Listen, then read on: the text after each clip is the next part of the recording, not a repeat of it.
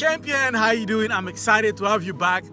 This week is a powerful one. It's us building on our momentum from last week. Thank you for your feedback. And if you haven't seen it, go check it out. Last week we talked about how to build an unshakable foundation, how to build from indomitable confidence, right? So today's topic, I'm really excited, is how do we embrace adversity to take us to a next level? Yes. So how do we welcome adversity so we can go to our next level, right? And as I always says, when you inspire excellence, you ignite progress, you ignite evolution. So it's really what I want to discuss today, really. How can we embrace challenges and problems in our life so we go to our next level, right? And really, that's one thing I want to just set the tone here. A lot of us, right, even including myself, when we have challenges, our mind, our reflex is to go to the victim mode, really, in many ways. Is why this challenge, we get frustrated, why this now, why me, right? So really there is that frustration, even if it's not the why me or it's like, oh man, this again, right? So naturally we have that tendency to go there. But really, that's what I want to share today, because as we discussed last week, life is always looking for a freer, fuller, expansive expression, right? So as long as, just take that breath with me right now. Can you just please take that deep breath? Right? You feel that breath, you feel your heartbeat, right? You feel it? So as long as your heart is beating, as long as you're breathing, life wants to expand. There is that power in you, right? So if we take that and accept that and adhere to that belief, right, we always here to expand, right? And it's really it's easy, but really we forget that. And it's really how our mind tricks us. And that's what I remind ourselves. So if that's the case, let's think about an example. If you take dumbbell, right? Dumbbell, the way we build muscle is we lift, right? We need resistance in order to build muscle, right? So that's exactly what it is, right? As long as you have life in you and you have resistance, the only thing that happens is your muscle growing, right? So it's the same thing. Like I say in one of my posts, right, months ago, is problems are really dumbbell, like, dumbbell or weight for our spirit to grow, right? So if you can think about that paradigm, similarly, the challenges we have, we have some goals, right? We want to make more money, we want to have a better relationship, whatever we want to have, we have problems that comes to us, right? We want to generate more money. So those problems, if you think about it, they're literally the dumbbells for our spirit in order for us to go to a next level, right? Same way that dumbbells are resistant for our muscles so we can grow them. Same thing, problems, if you think about it, from the fact that life is always in us, problems allow our spirit for us to evolve, our soul to become a best version of ourselves, right? So it seems obvious, but I want to repeat it because we forget that, and really, even including myself, is when you have a problem, we go back to, again, what is this? But if we can always trick ourselves to come back to that, okay, how can I embrace this to just, grow further, right? And at the end, today, I'm going to give you 3 questions that will help you do that. And if you can keep them, you're definitely going to be going to the next level, right? So, and I just want to preface, one of my amazing virtual mentor that I love is Napoleon Hill in Think and Grow Rich. He has one of the best quotes that I love so much, and I have it as a poster in my house. He says this: in every adversity, there is equal or greater benefit if you look for it. But I'm going to repeat.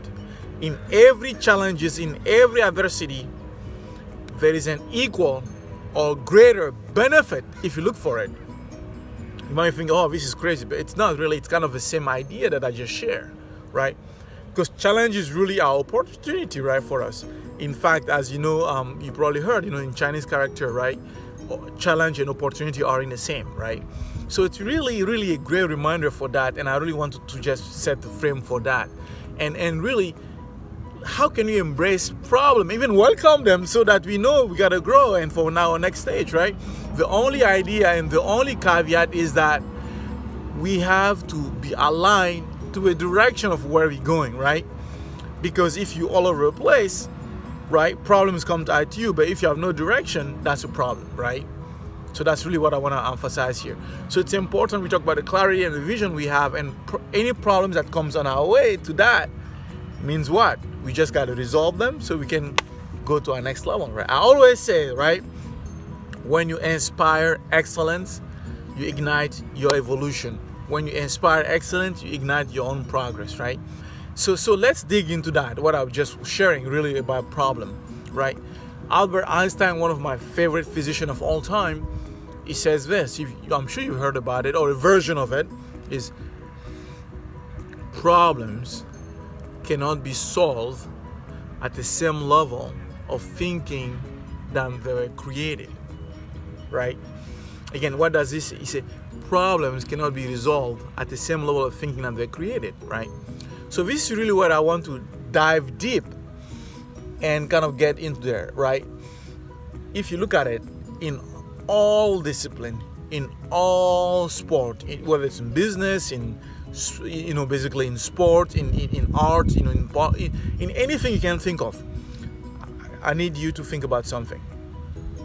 Can you think about one person that you admire, right, in your industry? Actually, do you have that person in your mind? Right? Okay, let's think about that for a second. Let's choose anybody that you admire, right? If you're in business, whether it's Bill Gates or Steve Jobs, whoever it is, right? Can you just think about one person in your area that you admire a lot? Okay, I'm giving you 5 seconds, right? Can you think about one area that you want to evolve in, whether it's more money or more business, whatever it is, right? Or, improve your performance, right? So you are one person, right? So that you admire, right? Now let's think about that person. So you have that person in mind, right? Okay, what do you think that person has as a differentiator compared to the other people, right? What do you think, again, I'm going to ask again, what do you think make that person stand out? Okay, I'm going to just set the frame here. What I want to lead toward is this. It's a way they look at problems. The way they look at problems and situations they've been in, that's what differentiates them, and that's why we appreciate them. And what I mean by that, the great ones, they don't compete. Even the reason they stand out is because they don't compete, they create. Again, the reason they stand out is because they create, they don't compete. And that's what I really want to talk about. The best, the very best in all discipline, they don't compete, they create. And that's what I really want to drive today as really for you to think about. How that relate to problem and solution, it's really the same thing. And if you think about it, this is what I want to talk about. First of all, let me share with you how society and people have bastardized, modern society has bastardized the meaning of competing, right? If you think about it, whether in sport, in business, whatever it is, whenever we think about competing, people are thinking ego, people are thinking scarcity, right? There's not enough food to go around, or there's not enough job to go around, or my position is going to be taken. So in a competitive mindset, people are thinking scarcity. Am I making sense? It's sad, really. It shouldn't be the word competitive shouldn't be used, right? And I hope you get that today, right? So people really, in emulating competition, they're thinking combative. Combat, right? Like, war, combat. So that's what really people are thinking about. You know why? Because when you combat, when you fight, you're coming from that scarcity mindset, which is again being a particles, which is again a Newtonian way of thinking, right? Which is push pull, right? Matter, right? Why is that limited? It's a limited view. It's really a limited view of things. Because when you think combative, you're thinking ego, right? And why am I saying that? Because the root word of competition really comes from Latin, and it's competire. And you know what competire means? It means to seek together, to come together. So that's the root word of competition. So if you think about it, to compete, right, it means to come together. So really, if you understand that, that's why the great one, they understand that really when I'm competing, I'm not combating the guy in front of me. Does it make sense? When I'm competing, I'm really coming together with my partner so that we can all grow. That's why the great ones are always rising above, because they're not thinking from a lack perspective or scarcity thinking, they're thinking from an abundance mindset, right? And that's where Albert Einstein, all this quote comes in, because problem cannot be solved at the same level of thinking that they're created, right? In fact, so let's say that's why I love judo. I've been doing judo all my whole life at a high level, but you know, and really that's what judo is all about. Is judo means gentle way, you know. Judo means gentle way, and why it means gentle way, even though you throw people, really the idea is simple. When the founder created it is when someone pushes you, right, like that, right, you don't resist, we just pull them and, you know, just take that the momentum. Similarly, when someone pull you, what do? You just follow them and just faster than them and just use their own momentum. So really, so it's about not pushing force against force, right? Again, I know all of us in physics in high school, we talk about Newtonian physics. That works at a certain level, at a gross level, right?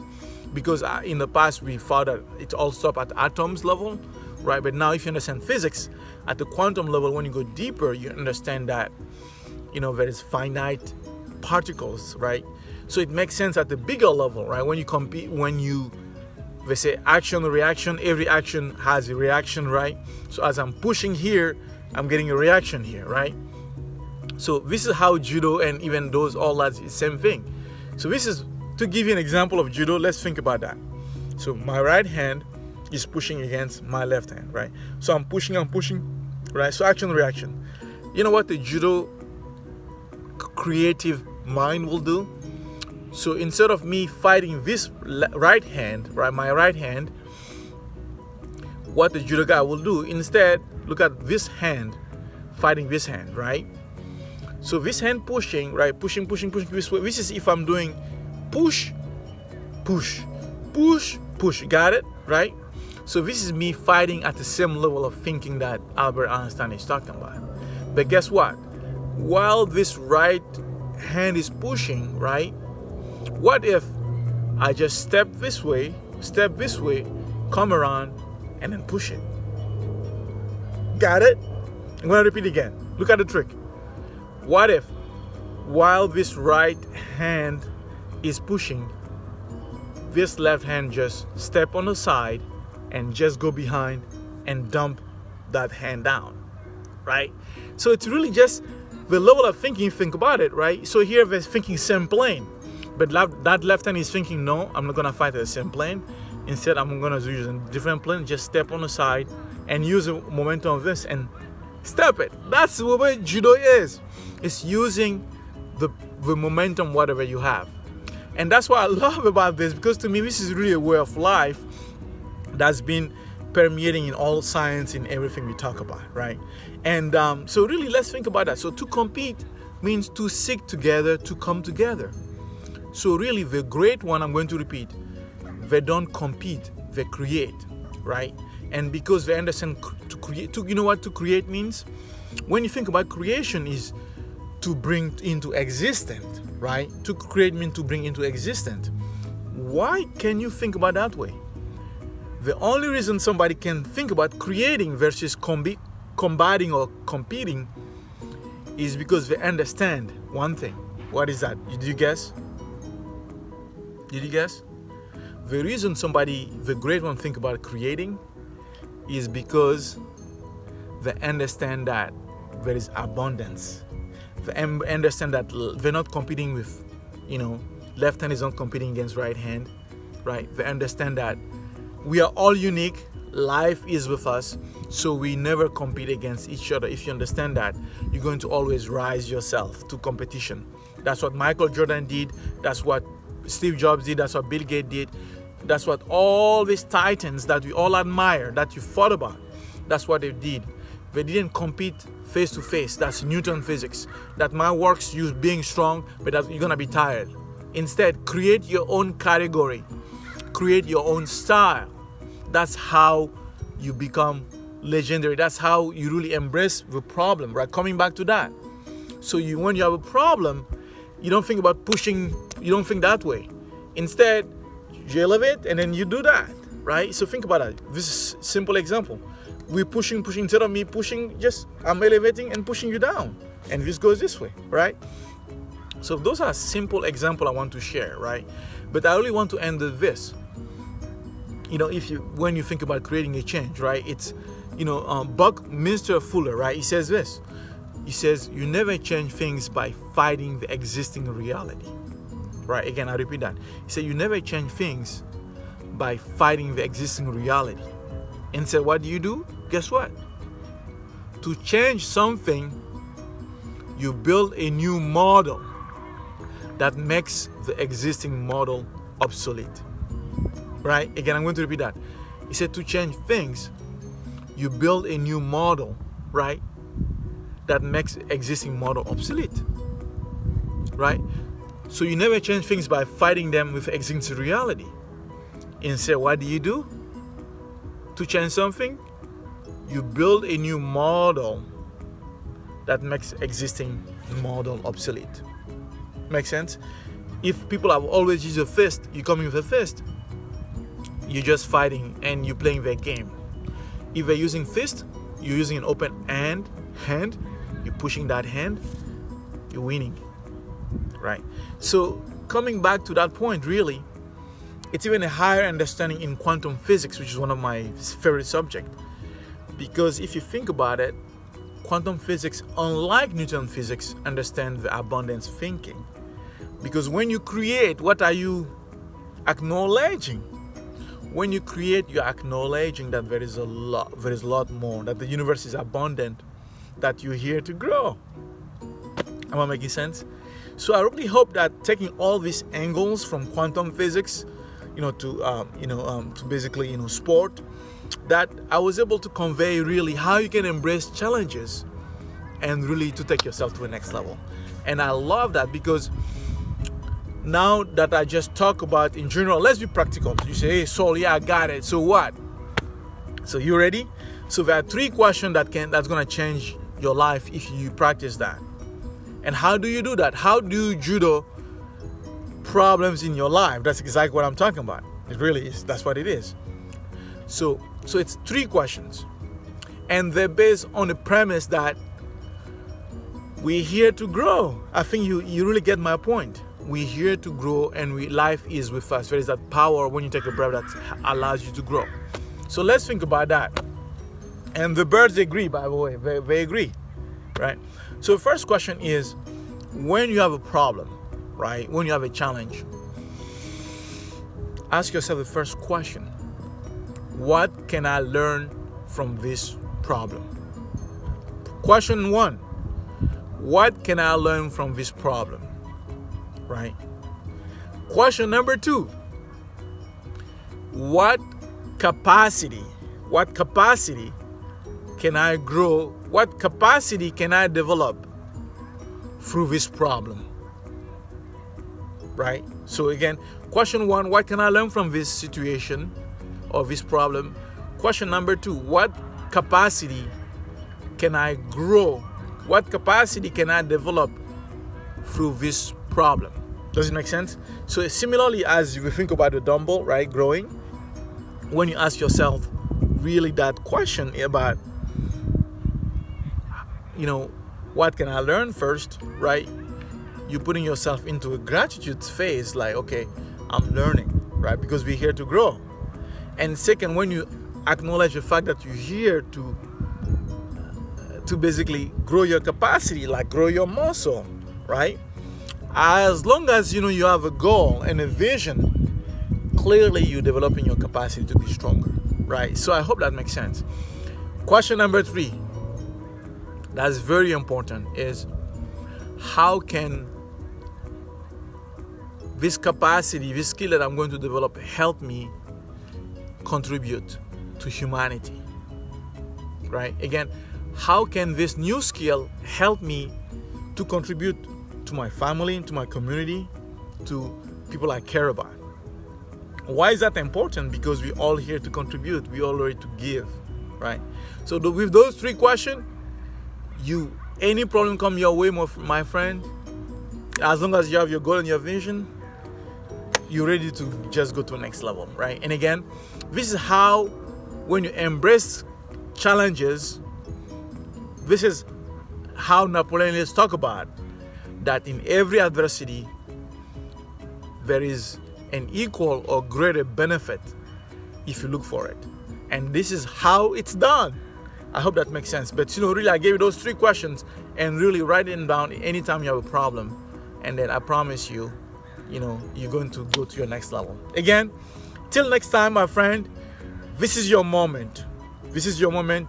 Dare to live. Don't forget, when you inspire excellence, you ignite progress. And as you ignite progress, you ignite your evolution. All right, my friend, next week, we're going to talk about a topic you're going to love much. Stay tuned. All right. Again, please feel free to share this with your friends. And, I'm really excited about this. All right. Talk to you soon.